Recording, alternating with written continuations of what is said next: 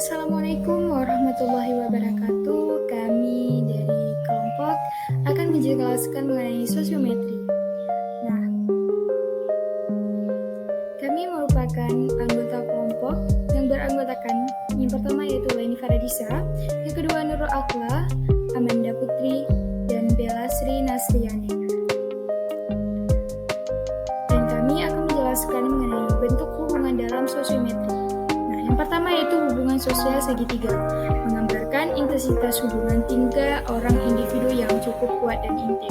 Pada hubungan ini, seseorang itu membentuk hubungan yang cukup intim antara si A dengan si B dan dengan B dengan si C, dan ada hubungan segitiga antara di dalam pertemanan mereka. Dan selanjutnya yaitu hubungan sosial terpusat. Apa sih yang dimaksud dengan hubungan sosial terpusat?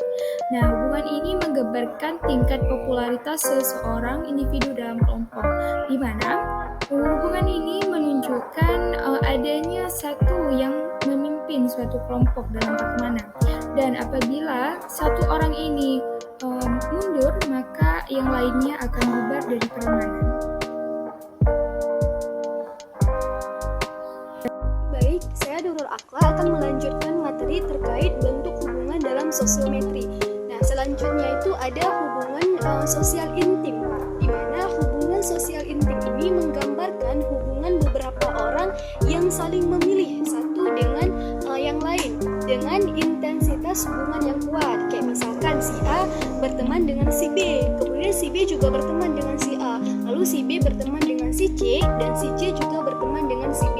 Itu saling berteman satu dengan yang lainnya, sehingga pola hubungan ini cukup kuat.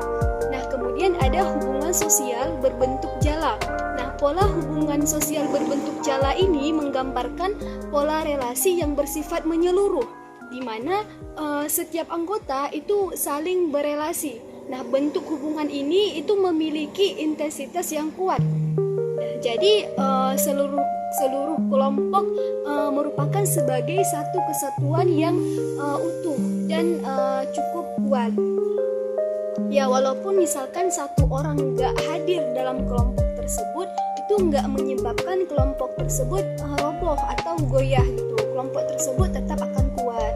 Kayak misalkan kita berteman dalam satu kelas gitu. Nah, kemudian ada hubungan berbentuk rantai. Nah, hubungan berbentuk rantai ini menggambarkan pola hubungan searah atau sepihak dan tidak menyeluruh. Nah, intensitas hubungan ini cukup rendah ya, sehingga relasi kelompok dalam hubungan tersebut bisa goyah gitu. Kayak misalkan si A berteman dengan si B, kemudian si B berteman dengan si C berteman dengan si D, sampai seterusnya. Itu kayak rantai gitu. Baik, di sini saya akan menjelaskan nominatif. Dalam tipe ini, kepada siapa individu dalam suatu kelompok ditanyakan siapa-siapa kawan yang disenangi atau tidak disenangi untuk diajak melakukan suatu aktivitas tertentu, atau siapa kawannya dalam suatu pola hubungan tertentu. Pilihan itu harus ditulis berurutan dari pilihan pertama atau pilihan disengani, pilihan kedua, dan seterusnya.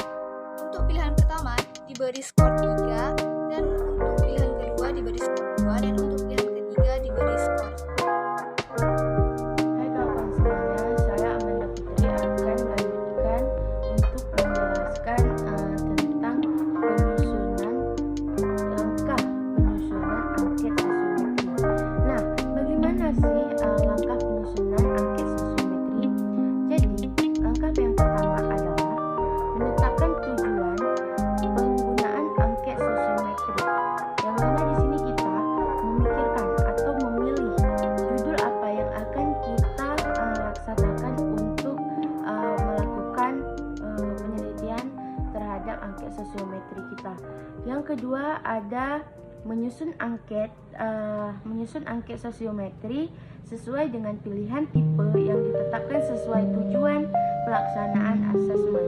Nah, di sini kita dapat menyesuaikan dengan pilihan yang telah kita pilih tadi, yang mana ditetapkan sesuai dengan pelaksanaan yang akan kita laksanakan.